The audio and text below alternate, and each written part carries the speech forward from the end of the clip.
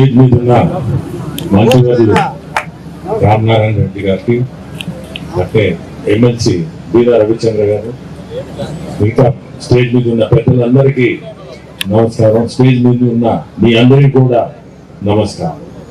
ఈరోజు ఈ ఆత్మీయ సభ నేను రామనారాయణని కోరుకోవడం కూడా, మా ఇద్దరిని మీ అందరూ గెలిపిస్తేనే ఈరోజు ఇక్కడ వరకు వచ్చాం.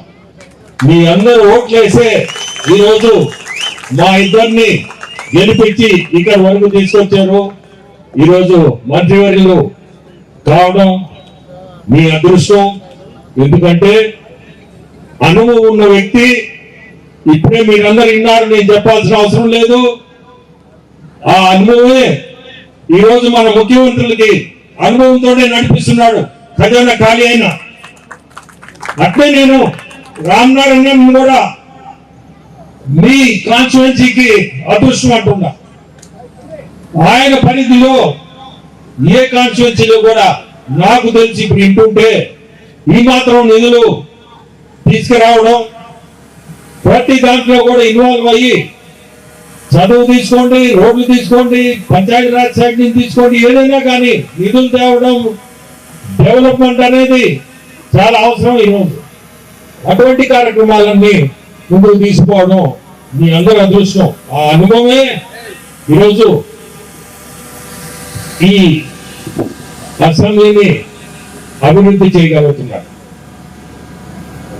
నేను మీకు ఒకే చెప్పాను, ఇప్పుడే చెప్పినట్టు, రైల్వే శాఖ మంత్రి దగ్గరికి మన ముఖ్యమంత్రులే వచ్చి దాదాపు 1 గంట కూర్చున్నాడు. ఆ గంటలో దాదాపు ఈ నడిగుడు కాళహస్తి రైల్వే లైన్ గురించి, ఆర్థికంగా ఇబ్బందులు ఉన్నాయని, ల్యాండ్ అక్విజిషన్ కూడా వాళ్ళని పెట్టుకోమని కోరుకున్నాడు. దాదాపు అరగంట సేపు ఈ లైన్ గురించే అతను కూడా ఆలోచిస్తాము, చెప్తాము అన్నట్లు ఆ రోజు ఆన్సర్ అయితే పాజిటివ్ గా ఇవ్వలేదు.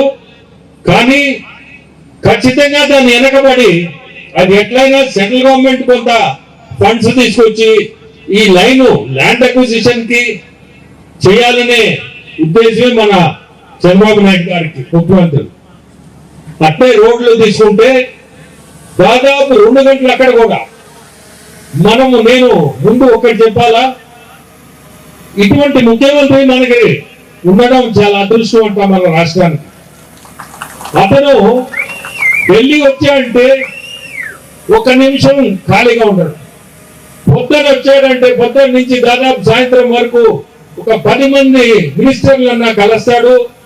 ఈయన మీద ఉండే గౌరవంతో కొంతమంది ఈయన చూడని వస్తారు. అంటే రైల్వే మంత్రి కూడా ఈయన చూసేదానికే వచ్చాడు. కొంతమంది ఈయన పోవడం, వాళ్ళు రావడం, ఏదైనా కానీ 1 నిమిషం అయితే వేస్ట్ చేయడు. మా ఎంపీస్ అందరినీ కూడా ఈ మధ్య 3 రోజుల నాడు కూడా వచ్చాడు. రాత్రి 9:30 10 గంటలకు మీటింగ్ పెట్టి ప్రతి ఒక్క ఎంపీని మీరు ఏం చేస్తున్నారు, ఏం చేశారు ఈ 9 నెలలు, నాకు మీరందరూ మైక్ తీసుకొని ప్రతి ఒక్కరు మీరు ఏం చేశారో నాకు చెప్పాలా. ఇటువంటి ముఖ్యమంత్రి మనకి ఉండడం నిజంగా కూడా చాలా అదృష్టం అనుకున్నా.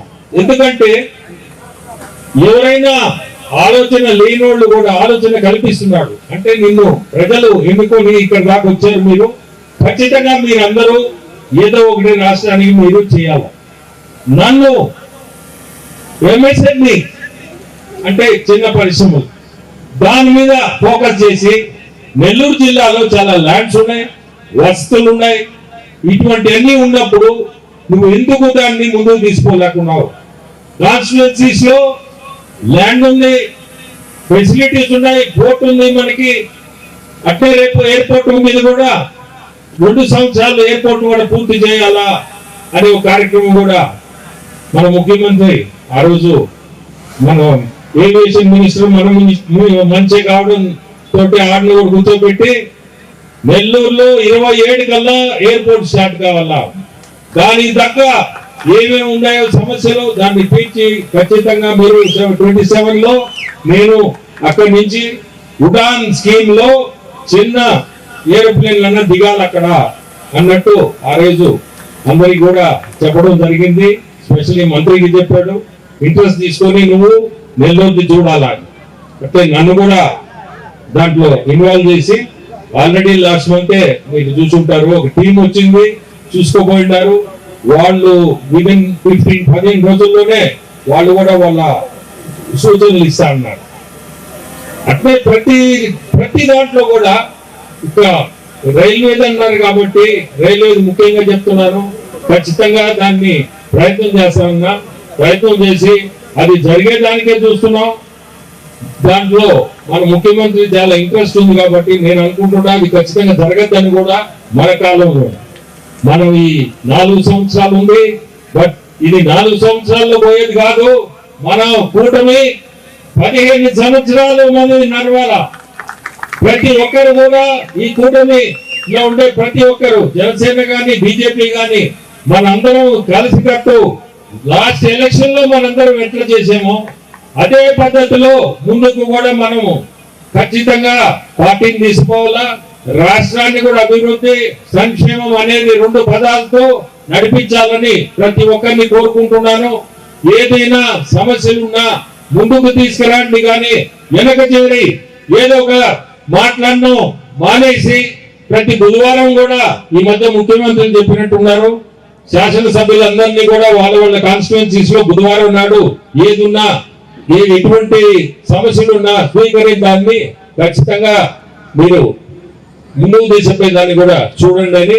సో మీ అందరికీ ఈ ఆత్మీయ సభలో చెప్పేది, ఒక ఎలక్షన్ తో మనందరం పోయేది కాదు. ఇది ఖచ్చితంగా ముందుకు అందరం కలిసి నడవాలా. నడిచేదానికే ఈ ఆత్మీయ సభ కూడా. మీరందరూ కూడా మళ్ళీ కూడా ధన్యవాదాలు చెప్తున్నాను. మీ అందరూ మా ఇద్దరిని కూడా రామనాథ్ ఎమ్మెల్యేగా, నన్ను ఎంపీగా మీరందరూ గెలిపించిన దానికి ధన్యవాదాలు చెప్తూ, ఏదున్నా మీకు సమస్యలు ఏదైనా ఉన్నా నేను చేయగలిగింది ఖచ్చితంగా మీరు వచ్చి నన్ను కలవచ్చని అందరికీ కూడా ధన్యవాదాలు.